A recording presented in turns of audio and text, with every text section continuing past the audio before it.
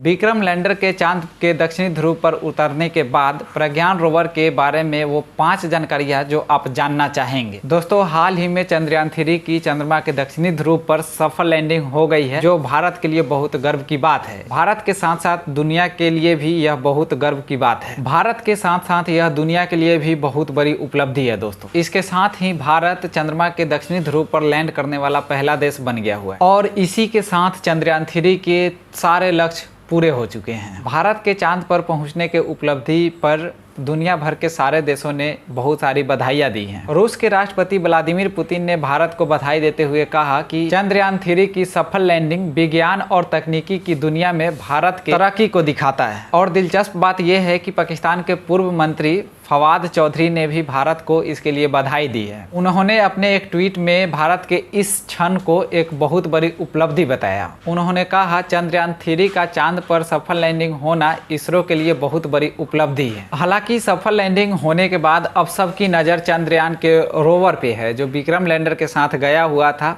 उसका नाम था प्रज्ञान रोवर। अब सारी की नज़रें उसी के ऊपर टिकी हुई हैं और आप भी चंद्रयान 3 के सफल लैंडिंग के बाद से सुन रहे होंगे न्यूज़ में कि प्रज्ञान रोवर इस तरह से काम कर रहा है। तो आइए इस वीडियो में हम प्रज्ञान रोवर के बारे में बहुत सारी जानकारियां हासिल करते हैं। चंद्रयान 3 की सफल लैंडिंग के 1 घंटे के भीतर ही चंद्रयान 3 से उसका जो रोवर प्रज्ञान था वो बाहर आ गया। मिशन के आगे का जो भी काम है अब रोवर को ही करना है। आखिर रोवर चंद्रमा की सतह पर किस तरह से काम करेगा, वहाँ किस किस चीज़ों को यह तलाशे और यह जानकारी किस तरह से आएगा, इसके बारे में हम इस वीडियो में बताने वाले हैं। किसी भी स्पेस मिशन का फाइनल आउटपुट उसके रोवर या रोबोट से ही आता है। मिशन तो पूरा हो गया, हम चांद के ऊपर पहुंच भी गए, लेकिन अब रोवर का क्या? रोवर को बहुत ही स्मार्टली डिजाइन किया गया है ताकि वो चांद पर सैंपल कलेक्ट कर सके, चांद पर आसानी से नेविगेट कर सके और हमें वहां का डेटा हमारे पास भेज सके। आखिर रोवर चंद्रमा की सतह पर चल कैसे रहा है बिना ड्राइवर के? दोस्तों, रोवर एक ड्राइवरलेस कार की तरह है। मतलब वह खुद ही निर्णय कर सकता है कि हमें किस दिशा में आगे बढ़ना है। अगर आगे सामने कोई भी चीजें पड़ी हुई हैं, बड़ी सी चीजें पड़ी हुई है,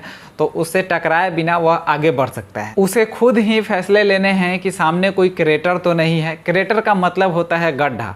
अगर कोई गड्ढा है तो उसको खुद फैसला लेना होगा कि हम आगे जाएं या नहीं जाएं। अगर उसके सामने कोई पत्थर आता है तो उसको उस समय निर्णय लेना पड़ेगा कि क्या इस पत्थर को हम पार कर सकते हैं या हम पार नहीं कर सकते। इसे तय करने के लिए उसमें 2 स्मार्ट कैमरे फिक्स किए गए हैं। इसी कैमरे की मदद से रोवर आगे बढ़ रहा है। इसी कैमरे की मदद से रोवर 3D मॉडल तैयार कर लेता है किसी भी चीज़ों का और उसके साथ वो आगे बढ़ने लगता है। तीसरा सवाल है कि रोवर आखिर वहाँ पे क्या क्या चीज़ों का तलाश करेगा। दोस्तों, पानी सबसे महत्वपूर्ण चीज़ है जिसके बारे में चंद्रयान 3 का जो रोवर है वह पता लगाएगा। इसके अलावा बहुत सारी दुर्लभ चीजें मिलने की वहां पे संभावना है। अनुमान लगाया जा रहा है कि यूरेनियम या गोल्ड या किसी भी तरह का महंगा धातु वहां पे मिल सकता है। हीलियम 3 भी मिलने का संभावना है जिससे न्यूक्लियर ईंधन बन सकता है। इन सब चीजों का पता लगाने के लिए रोवर के अंदर विशेष सेंसर लगाए गए हैं। चौथा सवाल ये है कि रोवर किस तरह से हमसे संपर्क स्थापित किए रहेगा।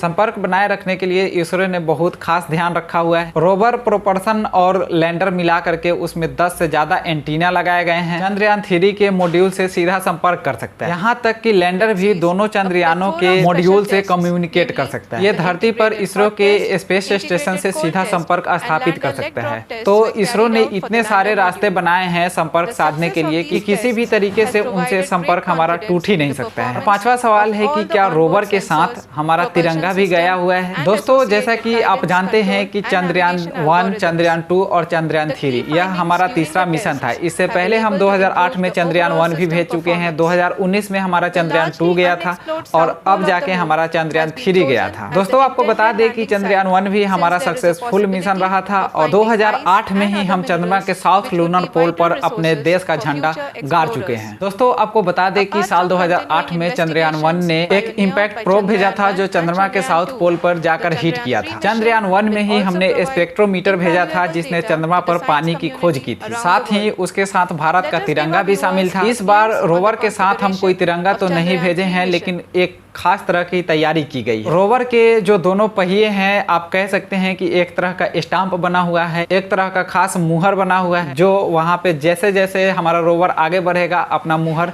छोड़ता हुआ जाएगा। इसके दोनों तरफ के पहियों में एक तरफ भारत का अशोक स्तंभ का चिन्ह लगा हुआ है जो भारत का राष्ट्रीय स्तंभ है, और दूसरे तरफ इसरो का लोगो है। अब जहां जहां ये रोवर जाएगा वहां वहां अपना पद चिन्ह छोड़ता हुआ जाएगा, जिसमें कि हमारा राष्ट्रीय प्रतीक और इसरो का लोगो होगा। और सबसे दिलचस्प बात यह है कि यह पद चिन्ह जो होंगे वह हमेशा के लिए होंगे, क्योंकि वहाँ वायुमंडल नहीं है। तो दोस्तों बाद बाकी आपको यह वीडियो कैसा लगा कमेंट बॉक्स में बताइएगा। मिलेंगे अगली वीडियो में, तब तक के लिए जय हिंद।